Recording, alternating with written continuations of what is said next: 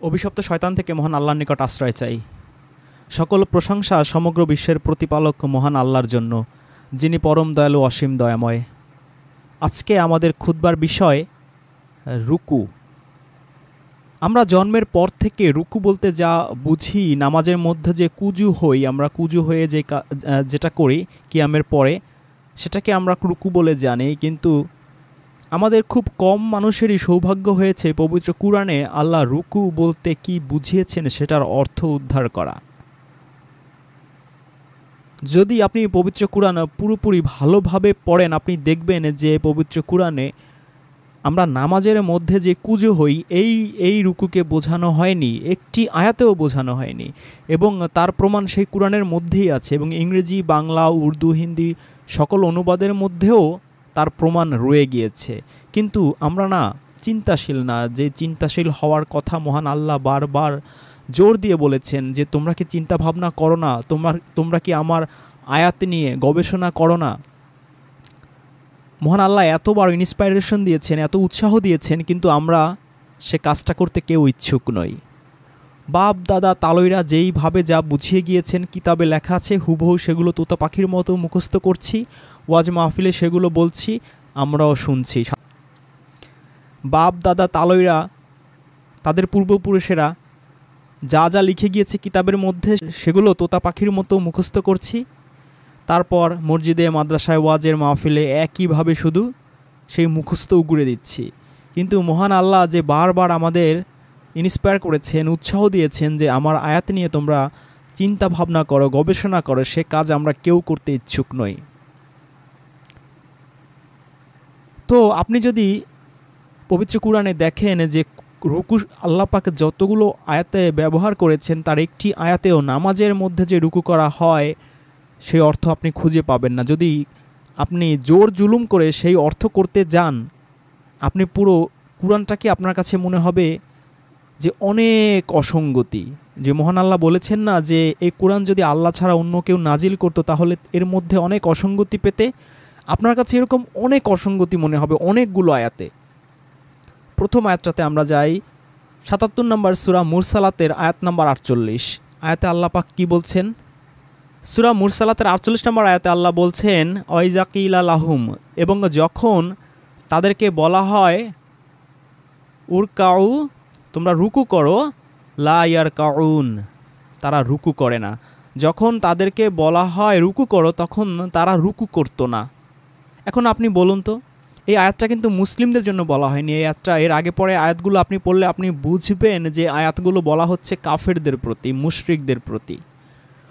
এখন আপনি বলুন তো, আপনি জীবনে কখনো দেখেছেন যে কোনো মুসলিমকেই বা অন্য কোনো মুসলিম রুকু করার দাওয়াত দেয় কি না?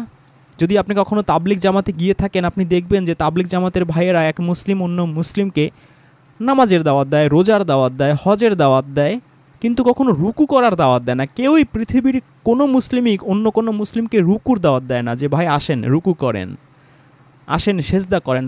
কি যদি বলেও কি বলবে? যে ভাই আসেন মসজিদে আসেন, নামাজ পড়েন, অথবা রোজা রাখেন বা হজ করেন, আল্লাহর আদেশ নিষেধ মেনে চলেন। যেখানে এক মুসলিমই অন্য মুসলিমকে আসেন ভাই রুকু করেন এরকম দাওয়াত দেয় না, সেখানে কাফেরদের কথা আল্লাহ কেন বলছেন যে কাফেরদেরকে যখন বলা হয় রুকু করো তখন তারা রুকু করতো না? তো নিশ্চয়ই আল্লাহ ডাইরেক্টলি কাফেরদের কথা বলতো না, তার নবী রাসূলদের মাধ্যমেই আল্লাহ এই কথাটা বলাতো যে তোমরা রুকু করো, তো তারা রুকু করতো না। কাফেরদের কেন আল্লাহ পাক রুকু করার দাওয়াত দিবেন তার নবী রাসূলদের মাধ্যমে? এটা কোনো কমন সেন্সে এই প্রশ্নের উত্তর আপনার কাছে মিলবে না। তাহলে নিশ্চয়ই এই আয়াতের মধ্যে এমন কিছু আছে যেটা আমরা ধরতে পারছি না, যে আল্লাহ কাফেরদের বলছেন যে তোমরা রুকু করো, আর কাফেররা রুকু করছে না। তো কাফেররা কেন রুকু করবে? কাফেররা তো নামাজই পড়ে না, নামাজ না পড়লে সেই লোক রুকু কিভাবে করবে? আর কাফেরদেরকে নামাজের দাওয়াত না দিয়ে রুকুর দাওয়াত কেন দেয়া হচ্ছে? এটা কেমন একটা অসঙ্গতি মনে হচ্ছে না আপনার কাছে আয়াতটা? চলুন আমরা আরেকটা আয়াতে দেখি, সূরা আল ইমরানের ৪৩ নম্বর আয়াত। আল্লাহ বলছেন, ইয়া মারিয়ামু, হে মারিয়াম, উকনুতি, তুমি অনুগত হও, লি রব্বিকি, তোমার রবের জন্য, অউসজুদি, এবং তুমি সিজদা করো, অউরকাই, এবং তুমি রুকু করো। মার রকি ইন, আর কি করো, মা তাদের সাথে কি করো, রুকুকারীদের সাথে, রকি ইনদের সাথে রুকু করো। আপনি ভালো করে আপনি একটু চিন্তা করুন তো আল্লাহ কি বলছেন। হে মারিয়াম, তুমি তোমার রবের অনুগত হও আর সিজদা করো এবং রুকুকারীদের সাথে রুকু করো। আচ্ছা, আপনি জীবনে কখনো দেখেছেন কোনো মুসলিমকে আগে সিজদা করে তারপর রুকু করে? আল্লাহ পাক কেন এখানে সিরিয়াল ব্রেক করলেন? কেন আল্লাহ পাক মারিয়ামকে বলছেন আগে সিজদা করো তারপর রুকু করো? পৃথিবীর কোনো মানুষ কি আগে সিজদা করে? কোনো মুসলিম, সে শিয়া হোক, সুন্নি হোক, যে কোনো মাযহাবের হোক, সে কি নামাজে আগে সিজদা করে? আপনি কখনো দেখেছেন? আপনি নিজে কখনো করেছেন? পৃথিবীর কোনো মুসলিম কখনোই নামাজে আগে সিজদা করে না, আগে রুকু করে তারপর সিজদা করে। তাহলে আল্লাহ এইখানে মারিয়ামকে বলছেন যে তোমার রবের অনুগত হও, তার ইবাদত করো, তারপরে বলছেন তুমি সিজদা করো আর রুকুকারীদের সাথে রুকু করো, মানে একা রুকু করলে হবে না। যদি আপনি এইভাবে অর্থ ধরেন নামাজের, তাহলে কি বোঝা যাবে? তাকে জামাতে গিয়ে নামাজ পড়তে হবে। জামাতে গিয়ে নামাজ কোন সিস্টেমে পড়তে হবে? আগে রুকু করতে পারবে না, তাকে আগে সিজদা করতে হবে। সেই জামাতে নামাজ পড়তে সে মসজিদে যাবে, ইমামের সাথে জামাতবদ্ধ হয়ে দাঁড়াবে, দাঁড়িয়ে তারপর সে আগে সিজদা করবে, তারপর রুকু করবে। কারণ আল্লাহ পাক তাকে ফার্স্ট অর্ডার দিয়েছেন সিজদা করার, সেকেন্ড অর্ডার দিয়েছেন রুকু করার। সে তো আল্লাহ পাকের কথা উল্টে করতে পারে না। আল্লাহ পাক যদি আপনাকে অর্ডার দেন, হে মুসলমানেরা তোমরা আগে রোজা রাখো তারপর জাকাত দাও, অথবা আগে রোজা রাখো তারপর হজ করতে আসো, আপনি কি আগে হজ করতে যাবেন?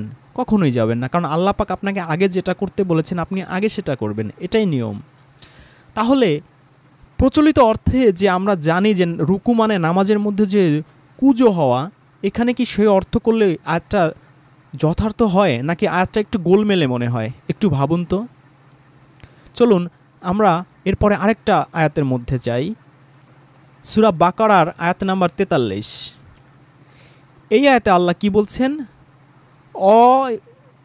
ওয়াকিমুস সলাতা ওয়াতুজ যাকাতা, তোমরা সালাত প্রতিষ্ঠা করো, জাকাত দাও।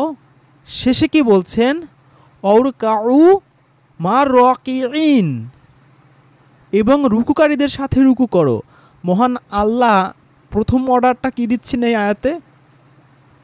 মুসলিমদের জন্য সালাত কায়েম করো। সেকেন্ড অর্ডার জাকাত দাও। থার্ড অর্ডার, তিনটা অর্ডার এই আয়াতের মধ্যে আছে। 3 নম্বর অর্ডার হচ্ছে আল্লাহর রুকুকারীদের সাথে রুকু করো। আচ্ছা, আপনি যদি ধরেন যে এই রুকু শব্দের অর্থ যদি প্রচলিতভাবে আমরা যেটা জানি যে নামাজের মধ্যে রুকু করা, তাহলে একটা মানুষ প্রথমে যখন সালাত কায়েম করে, যদি সালাতের অর্থ এখানে আমরা সেই নামাজ ধরে নেই, তাহলে সে নামাজটা পড়লো, সেই নামাজের মধ্যেই কি সে কিয়াম, রুকু, সিজদা তিনটা করা হয়ে যাচ্ছে না? তার অবশ্যই হয়ে যাচ্ছে। তো ফার্স্ট অর্ডারে যদি সে পালন করে, তাহলে একসাথে তার 3 নম্বর অর্ডারটাও পালন করা হয়ে গেল। তারপর সেকেন্ড অর্ডার কি? জাকাত প্রদান করো। নামাজ শেষ করে সে গিয়ে জাকাত প্রদান করবে, ধন সম্পদ দান করবে। 3 নম্বর অর্ডার আবার আল্লাহ বলছেন রুকুকারীদের সাথে রুকু করো। তার মানে প্রচলিত অর্থে যদি আমরা ধরে নেই যে নামাজের মধ্যের যে রুকু সেই রুকু, তাহলে এর অর্থ দাঁড়ায় যে নামাজ পড়ে তারপর তুমি জাকাত দিয়ে আবার আসবে, এসে আবার জামাতে দাঁড়াবে, জামাতে দাঁড়িয়ে সেখানে তুমি রুকু করবে। তাহলে এই আয়াতটা কেমন কন্ট্রাডিক্টরি হয়ে যাচ্ছে না? যে আল্লাহ পাক একই কথা তার মধ্যে আবার বলছেন কেন? নামাজ পড়তে তাকে বলছেন, সে নামাজ পড়লো, জাকাত দিল, আবার তাকে বলছেন এবার এসে রুকুকারীদের সাথে রুকু করো। শুধু শুধু রুকু করতে বলছেন, কিয়ামও করতে বলছেন না, সিজদাও করতে বলছেন না, শেষ বৈঠকও করতে বলছেন না, অন্য কোনো কিছু বলছেন না। শুধুমাত্র একটা পাঠ, নামাজের একটা মাত্র পাঠের কথা তিনি বলছেন, সেটা কি?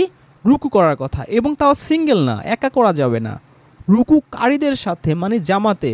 এবং এই আয়াতে যদি আমরা প্রচলিত অর্থ ধরি, তাহলে নারীরা যে ঘরে বসে নামাজ পড়ে সেইটাও কিন্তু আল্লাহর অর্ডার ভায়োলেট করা হয়। কারণ আল্লাহ ওখানে দেখলাম মারিয়ামকেও বলেছে যারা রুকু করে, যারা তাদের সাথে তুমি রুকু করো। তার মানে মারিয়ামকেও বলেছে জামাতে নামাজ পড়তে। এইখানেও আমরা দেখলাম জামাতে পড়ার কথাই বলা হচ্ছে। যদি এইভাবেও আমরা নেই, তারপরও আয়াতের পূর্ণাঙ্গ অর্থটা আমাদের বুঝে আসবে না। কারণ আল্লাহ এখানে সালাত কায়েম আর জাকাত এই দুটো কথা বললেই হতো। থার্ড স্টেপে আবার রুকুকারীদের সাথে রুকু করার কথা বলাটার কোনো যৌক্তিকতাই ছিল না, কারণ সালাতের মধ্যেই তার রুকু সিজদা কিয়াম হয়ে যাচ্ছে। আর যদি বলেও থাকে তাহলেও এর সিরিয়াল ব্রেক হচ্ছে আল্লাহর। কিভাবে সিরিয়াল ব্রেক হচ্ছে? কারণ সে আগে কিয়াম করবে, তারপর রুকু করবে, তারপর সিজদা করবে, তারপর জাকাত দিতে যাবে। একটা মানুষ সালাত শেষ করে জাকাত দিয়ে এসে আবার এসে সে রুকু করবে, এটা একটা কেমন হয়ে গেল? মাঝখানে জাকাত কি করছে? সালাত আর রুকুর মাঝখানে জাকাতের তো থাকার কথা না। জাকাতের যদি এই আয়াতে থাকেও সেটা থাকার কথা ছিল আয়াতের লাস্টে, সালাত কায়েম করো, রুকু করো। যদি আমি যুক্তির খাতিরে রুকুটাকে জোর করেও নিয়ে যাই তাও নিতে পারি, বরং সালাতের সাথে। কিন্তু জাকাতের সাথে তো কখনোই এই রুকু যাচ্ছে না। যদি এই আয়াতে রুকুটাকে বসাতেই হয়, যদি প্রচলিত অর্থে রুকু বলতে আমরা যে কুজো হওয়া বুঝি, তাহলে আল্লাহ পাকের উচিত ছিল এই রুকু শব্দটাকে সালাতের পরে বসানো। তাহলে চিন্তা করুন আমি কীরকম নাস্তিকদের মতো কথা বলছি। আল্লাহ পাকের কী করার কথা ছিল সেই অর্ডার আমি দিচ্ছি। মানে কি?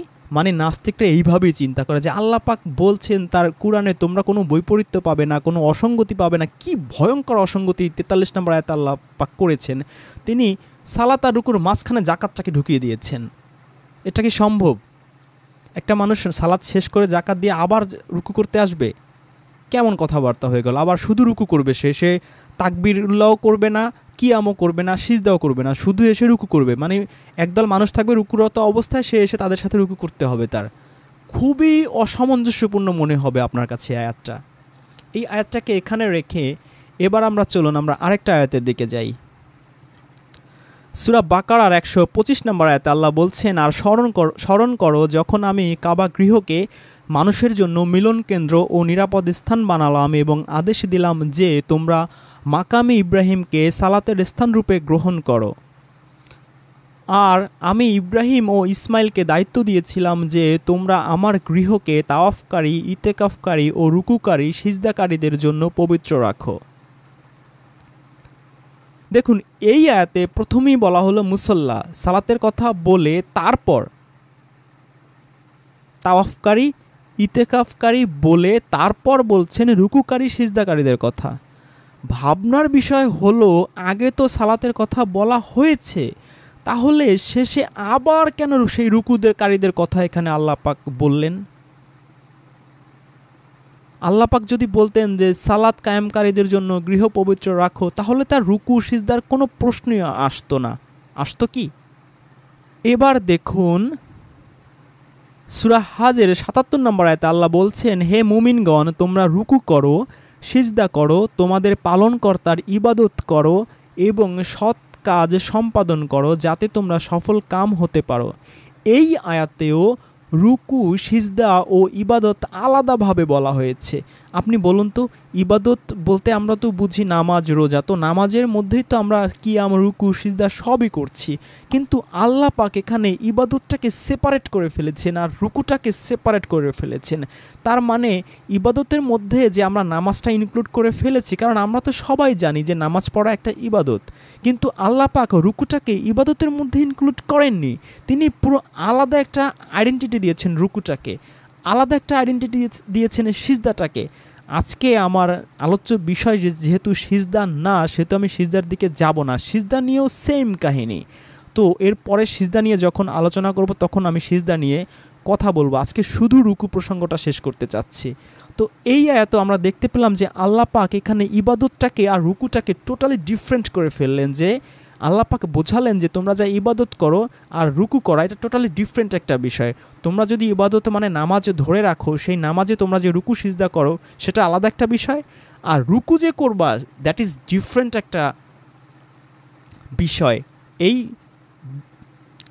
পুরো বিষয়টাকেই আল্লাহ পাক ক্লিয়ার করেছেন সূরা হাজের 27 নম্বর আয়াতে। এবার চলুন 38 নম্বর সূরা সাদের 24 নম্বর আয়াতটা দেখি। কি বলছেন আল্লাহ? দাউদের খেয়াল হলো যে আমি তাকে পরীক্ষা করছি, অতঃপর সে তার পালনকর্তার কাছে ক্ষমা প্রার্থনা করল এবং রকিআন হয়ে লুটিয়ে পড়ল ও তার অভিমুখী হলো। দেখুন এই আয়াতে রকিয়ান শব্দটা আছে, মানে রুকুর কথা আছে, কিন্তু ম্যাক্সিমাম অনুবাদই আপনি দেখবেন রুকু শব্দটার বাংলা অর্থ কি দেয়া হয়েছে, ডাইরেক্ট সিজদা দিয়ে ফেলছে। রুকু শব্দের অর্থ করা হয়েছে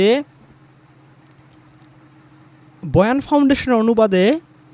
ফাউন্ডেশনের অনুবাদে লেখা হয়েছে, আর দাউদ জানতে পারল যে আমি তাকে পরীক্ষা করেছি, তারপর সে তার রবের কাছে ক্ষমা চাইল, সিজদায় লুটিয়ে পড়ল।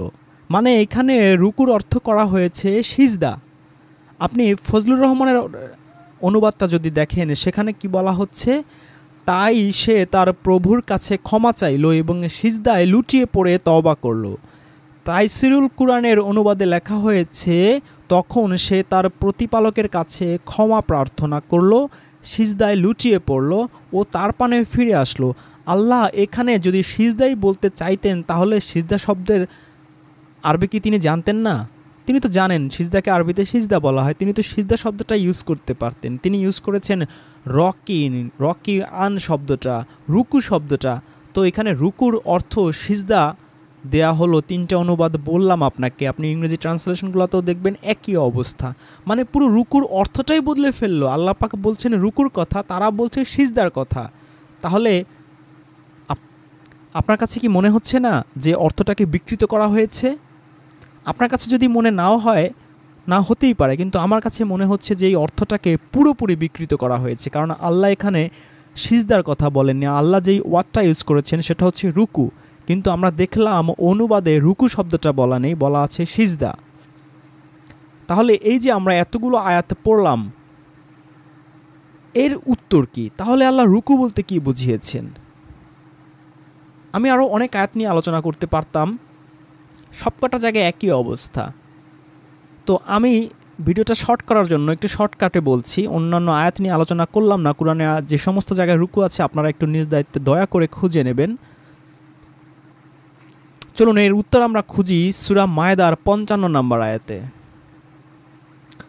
সূরা মায়েদার 55 নম্বর আয়াতে মহান আল্লাহ বলছেন, ইন্নামা ওয়ালিয়ুকুম আল্লাহু ওয়া রাসূলুহু আল্লাযীনা আমানু আল্লাযীনা ইউকিমুনাস সালাতা ওয়া ইউতুনাজ যাকাতা ওয়া হুম রাকিউন। তোমাদের বন্ধু কেবল আল্লাহ, তার রাসূল ও মুমিনগণ, যারা সালাত কায়েম করে, জাকাত প্রদান করে। রকিউন, আয়াতের শেষে আছে রকিউন, কিন্তু তার অর্থ বয়ান ফাউন্ডেশন করেছে বিনীত হয়ে। ফজলুর রহমানের অনুবাদে তিনি অনুবাদ করেছেন বিনয়াবনত হয়ে, আর তাইসিরুল কুরআনের অনুবাদে তিনি অনুবাদ করেছেন অবনত হয়ে।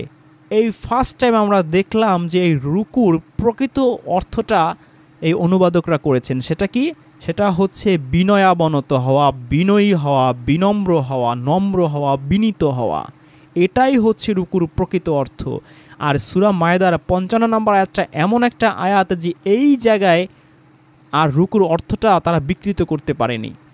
অথবা হয়তোবা আল্লাহ তাদের উপর রহমত করেছে আল্লাহ পাক, অথবা হয়তোবা শয়তানের কাছ থেকে সত্যিকার অর্থে আশ্রয় প্রার্থনা করার পরই অনুবাদে হয়তো লেখায় হাত দিয়েছিলেন তারা, এ কারণে শয়তান ধোঁকা দিতে পারেনি, আর সেজন্যই এই রুকুর প্রকৃত অর্থটা তারা লিখতে পেরেছেন। এবার দেখুন, এই যে রুকুর প্রকৃত অর্থটা আমরা সূরা মায়েদার 55 নম্বর আয়াতে পেলাম, এবার এই প্রকৃত অর্থটা যদি আমরা বাকি যতগুলো আয়াত আমাদের কাছে অসামঞ্জস্যপূর্ণ মনে হয়েছিল, অসঙ্গতিপূর্ণ মনে হয়েছিল, এই সমস্ত আয়াতগুলোতে যদি আমরা এবার এই অর্থটা করে আমরা মিলিয়ে পড়ি, তাহলে দেখবেন প্রত্যেকটা আয়াত কত চমৎকারভাবে তার অর্থ প্রদান করে এবং আয়াতগুলো কত চমৎকার লাগে, কত সুন্দর লাগে মহান আল্লাহর। আমরা প্রথমে চলে যাই সূরা বাকারার 43 নম্বর আয়াতে। আল্লাহ কি বলছিলেন? আর তোমরা সালাত কায়েম করো, জাকাত প্রদান করো এবং রুকুকারীদের সাথে রুকু করো। তাহলে এবার আমরা এর প্রকৃত অর্থ কি করব? বিনীত হও বা বিনম্র হও বা নম্র হও। তাহলেই আমরা এই আয়াতটার প্রকৃত অর্থটা উপলব্ধি করতে পারবো এবং আয়াতটাকে আমাদের অর্থবহ মনে হবে, আর অসামঞ্জস্যপূর্ণ মনে হবে না।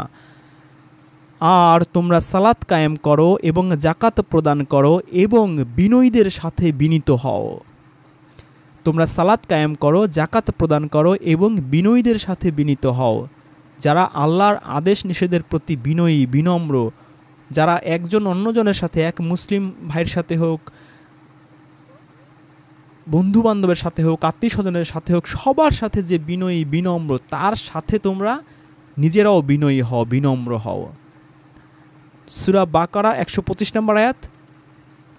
এখানেও তাই হবে যে তোমরা আমার গৃহকে তাওয়াফকারী, ইতেকাফকারী ও যারা বিনয়ী বিনম্র তাদের জন্য পবিত্র রাখো, কারণ আল্লাহ পাকের আদেশ পালন বিনয়ী বিনম্র ছাড়া কারো পক্ষে সম্ভব না।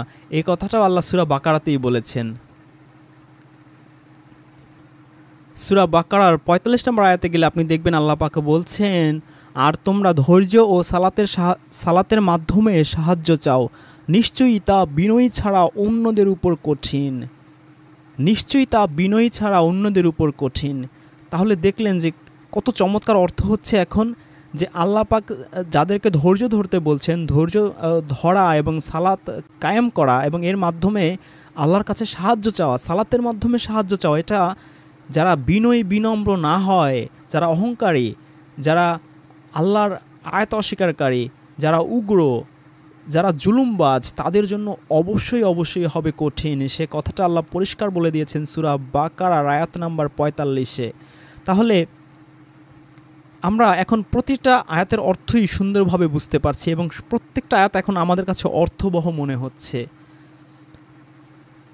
এবার চলুন আমরা সূরা আল ইমরানের 43 নম্বর আয়াতে যাই। সেই মারিয়াম, ঈসা আলাইহিস সালামের মা, হে মারিয়াম, তোমার রবের অনুগত হও আর সিজদা করো, এবং যারা বিনয়ী বিনম্র তাদের সাথে তুমিও বিনয়ী বিনম্র হও।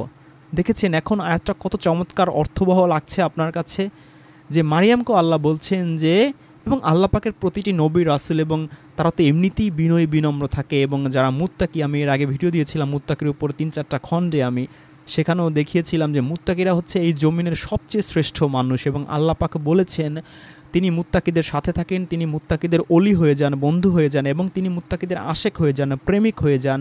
এবং সূরা হুজুরাতের 13 নম্বর আয়াতে আল্লাহ বলেছেন যে এই পৃথিবীতে যারা মুত্তাকি তারা হচ্ছে আল্লাহ পাকের দৃষ্টিতে সবচেয়ে সম্মানিত। কোনো ডাক্তার, ইঞ্জিনিয়ার, জজ, ব্যারিস্টার, আলেম ওলামা, দরবেশ, পীর, ফকির, বুজুর্গ কারো কথা তিনি বলেননি, কোনো প্রধানমন্ত্রী, রাজা বাদশার কথা বলেননি। তিনি বলেছেন যারা সবচেয়ে বেশি মুত্তাকি তারাই আল্লাহ পাকের দৃষ্টিতে সবচেয়ে বেশি সম্মানিত। এবং আল্লাহ পাক বলেছেন যে আসমান ও জমিনের সমস্ত বরকতের দুয়ার তার জন্য খুলে দেন এবং তার জন্য স্পেশাল নূর দান করেন। এই মুত্তাকিদের বিষয়ে যখন ভিডিওটা করেছিলাম তখন এর ডিটেলস বলেছিলাম। তো যারা মুত্তাকি তাদেরও একটা কমন বৈশিষ্ট্য হচ্ছে যে তারা এরকম বিনয়ী হয়, বিনম্র হয়। তো এই কথাটাই সূরা আল ইমরানের 43 নম্বর আয়াতে আল্লাহ মারিয়ামকেও বলছেন যে তোমার রবের অনুগত হও, সিজদা করো আর রুকুকারীদের সাথে রুকু করো, মানে যারা বিনয়ী বিনম্র তাদের সাথে তুমিও বিনয়ী হও, বিনম্র হও, ভদ্র হও। এবার দেখি আমরা সূরা হাজের 26 নম্বর আয়াতে, আর স্মরণ করো যখন আমি ইব্রাহিমের জন্য নির্ধারণ করে দিয়েছিলাম সেই গৃহের স্থান, তখন বলেছিলাম আমার সাথে কোনো শরিক স্থির করো না এবং আমার গৃহকে পবিত্র রেখো তাদের জন্য যারা তাওয়াফ করে এবং যারা দণ্ডায়মান থাকে, যারা বিনয়ী হয়, বিনম্র হয় ও সিজদা করে। সূরা হাজ আয়াত 26।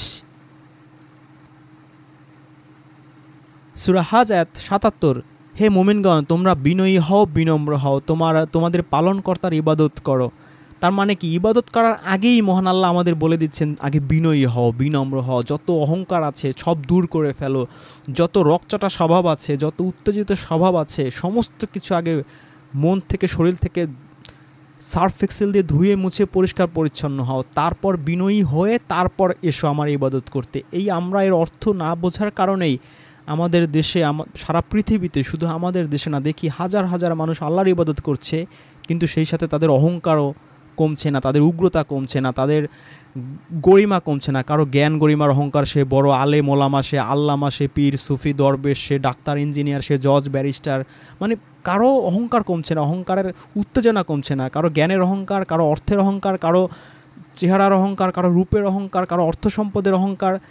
এই জন্য আল্লাহ পাক বলছেন যে ইবাদত করার আগে আগে বিনয়ী হয়ে আসো। সূরা হাজের 27 নম্বর আয়াত। দেখেছেন এই আয়াতটা এখন কত চমৎকার মনে হচ্ছে, কত অসাধারণ সৌন্দর্যময় মনে হচ্ছে, যে আল্লাহ পাকের অর্ডারগুলো কত চমৎকার, কত সুন্দর, যে আল্লাহ পাক আগে বলছেন, হে মুমিনগণ তোমরা বিনয়ী হও, বিনম্র হও, তারপর এসো তোমাদের পালনকর্তার ইবাদত করো, তারপর ইবাদত করে এবার সৎ কাজ সম্পাদন করো। কেন? তার এই আয়াতের হিকমতটাও আল্লাহ পাক দিয়ে দিয়েছেন, যাতে তোমরা সফল কাম হতে পারো। এবার সেই দাউদ আলাইহিস সালামের আয়াতটাতে যাই। 38 নম্বর সূরা সাদের 24 নম্বর আয়াতে দাউদের খেয়াল হলো যে আমি তাকে পরীক্ষা করছি, অতঃপর সে তার পালনকর্তার কাছে ক্ষমা প্রার্থনা করলো এবং বিনয়ী বিনম্র হয়ে পড়ল। মানে হয়তোবা তার মধ্যে একটু উত্তেজনা চলে এসেছিল, সেই সব কিছু দূরে সরিয়ে ফেলে আল্লাহর কাছে আগে ক্ষমা চেয়েছে, তারপর আবার বিনয়ী বিনম্র অবনত হয়ে গিয়েছে। সূরা 48 নম্বর সূরা ফাতাহার 29 নম্বর আয়াত, মুহাম্মদ আল্লাহর রাসূল আর যেসব লোক তার সঙ্গে আছে তারা কাফিরদের প্রতি অত্যন্ত কঠোর, নিজেদের পরস্পরের প্রতি দয়াশীল, তাদের তুমি দেখবে বিনয়ী অবস্থায়, বিনম্র অবস্থায়, তারা আল্লাহর অনুগ্রহ ও সন্তুষ্টি অনুসন্ধানে নিয়োজিত। এবার সেই আজকে আলোচনা শুরু করেছিলাম যে এই সূরা মুরসালাতের 48 নম্বর আয়াত দিয়ে, যে আমরা তাবলিগে যে যারা যাই, আমরা কখনো দেখি না যে কাউকে, কোনো মুসলিমকে রুকুর দাওয়াত দিতে, কিন্তু আল্লাহ পাক এখানে কাফেরদের কথা বলছেন যে তাদেরকে যখন বলা হয় তোমরা রুকু করো, তখন তারা রুকু করে না। এই জন্য আমরা অর্থটা আমাদের কাছে খুব অসামঞ্জস্যপূর্ণ মনে হয়েছিল। এবার দেখুন অর্থটা কত চমৎকার লাগে। তাদেরকে যখন বলা হয় উগ্রতা করো না, অহংকার করো না, উত্তেজিত হও না, ভদ্র হও, বিনম্র হও, তখন তারা ভদ্র হয় না, তখন তারা বিনয়ী হয় না, তখন তারা বিনম্র হয় না। এবার অর্থটা কত চমৎকার লাগছে। তাদেরকে যখন বলা হয় বিনয়ী হও, বিনম্র হও, ভদ্র হও, তখন তারা বিনয়ী হয় না, ভদ্র হয় না। সূরা মুরসালাত আয়াত 48। তাহলে আমরা দেখলাম যে আল্লাহ পাক এই পবিত্র কোরআনে যতবার রুকুর কথা বলেছেন, একটি বারও তিনি নামাজের যেই ঝুঁকে পড়ি, আমরা কুজো হয়ে পড়ি, সেই ঝুঁকে পড়া বা কুজো হওয়ার কথা একবারও বলেননি। যদি বলতেন, মহান আল্লাহর এই কোরআন প্রত্যেকটা বিষয়ের আহসান আল তাফসির, একে তো হাসান আল হাদিস, এই কোরআনকে তিনি আল্লাহ পাক বলেছেন আহসান আল হাদিস, আবার এই কোরআনকে তিনি বলেছেন আহসান আল তাফসির, মানে প্রত্যেকটা জিনিসের সবচেয়ে সুন্দর ব্যাখ্যা হচ্ছে এই কোরআন নিজেই। তাহলে তিনি এই কোরআনেই সুন্দর করে ব্যাখ্যা দিয়ে দিতেন। আমরা যে নামাজে ঝুঁকবো, কুজো হব, সেই ঝুঁকবো কতটুকু পরিমাণে ঝুঁকবো, সেই ঝুঁকে আমরা কি কি দোয়া পড়ব, সব কিছুই আল্লাহ সুন্দর করে আমাদের শিখিয়ে দিতেন। তো একটি বারও তিনি এই নামাজে আমরা যে প্রচলিত ঝুঁকে পড়ি বা কুজো হই, সেই অর্থে ব্যবহার না করেননি, বা না করার কারণেই তিনি আমাদের মাত্রাও বলে দেননি যে তোমরা নামাজে এতটুকু পরিমাণে, এত ডিগ্রি অ্যাঙ্গেলে ঝুঁকবে, এত ডিগ্রি অ্যাঙ্গেলে কুজো হবে, এবং কুজো হয়ে বা ঝুঁকে পড়ে তোমরা এই কথা বলবে। একটি বারও তিনি বলেননি, কারণ তিনি একটি বারও নামাজে আমরা যেই রুকু করি, সেই রুকু অর্থে পবিত্র কোরআনে তিনি রুকু শব্দটা ইউজই করেননি। তার প্রমাণ এতগুলো আয়াতে দিয়ে আপনারা দেখলেন আজকে। তো মহান আল্লাহ আমাদের সবাইকে, আল্লাহ পাকে যে প্রকৃত অর্থ দিয়েছেন রুকু বলতে, যে বিনয়ী হওয়া, বিনম্র হওয়া, এবং যারা বিনয়ী হয়, বিনম্র থাকে, ভদ্র হয়, তাদের সাথে আমাদের থাকতে বলেছেন। তো আমরা যেন সেরকম বিনয়ী বিনম্র হতে পারি, এবং বিনয়ী বিনম্র মানুষের সাথে, মুত্তাকি মানুষের সাথে আমরা বন্ধুত্ব করতে পারি। আল্লাহ পাক যেন আমাদের সেই তৌফিক দান করেন, এবং বিনয়ী বিনম্র হওয়ার পরেই তিনি আমাদেরকে আল্লাহর পাক তার ইবাদত করতে বলেছেন। তা না হলে হয়তোবা আমাদের ইবাদত হয়তোবা গ্রান্টেড হবে না, যেহেতু তার ইবাদত করার ফার্স্ট শর্তই তিনি দিয়েছেন বিনয়ী হও, বিনম্র হও, তারপর রবের ইবাদত করা, সূরা হাজের 77 নম্বর আয়াতে। তো আল্লাহ পাক আমাদের সবাইকে সূরা হাজের 77 নম্বর আয়াতের উপর আমল করার তৌফিক দান করুক, আমাদেরকে সেই আল্লাহ পাকের এই পৃথিবীতে যত মুমিন মুসলিম মুত্তাকি আছে, সেই মুত্তাকিদের মতো বিনয়ী হওয়ার, মুমিন যারা হাই লেভেলের মুমিন, তাদের মতো বিনয়ী বিনম্র হওয়ার, এবং তাদের সাথে বন্ধুত্ব করার, তাদের সাথে একসাথে চলাফেরা, ওঠা বসা করার মতো তৌফিক দান করুক। আলহামদুলিল্লাহি রাব্বিল আলামিন।